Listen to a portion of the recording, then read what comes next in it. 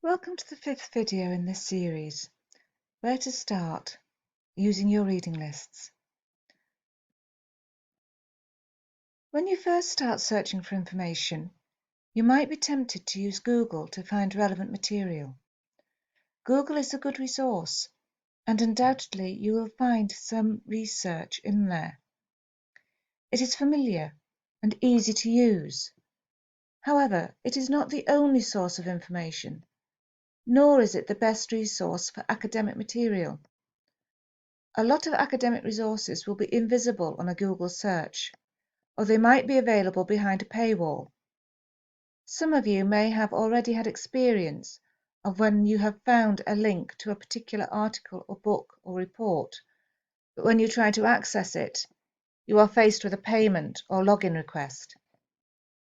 Whilst at university, you have free access to a wide range of academic material that has been carefully selected for by your subject librarians and academic tutors. Engaging with these resources will improve your research skills, and for most of your assignments, you will be allocated a certain amount of marks for including good academic resources that you will have found on a variety of search engines.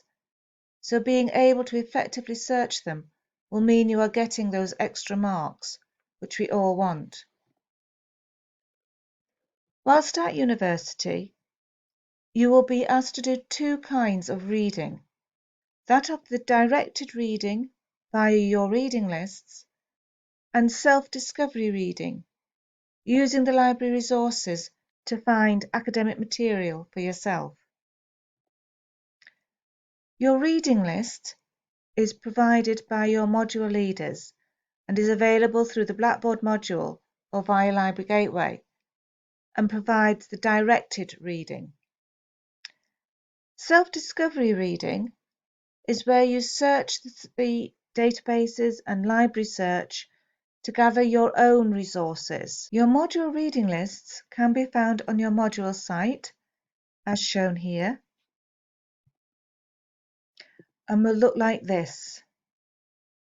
The links will take you either to the library catalogue record, which shows where the physical copies of the books are kept, or if they are online, will take you directly through to the online book or journal article, which you can read.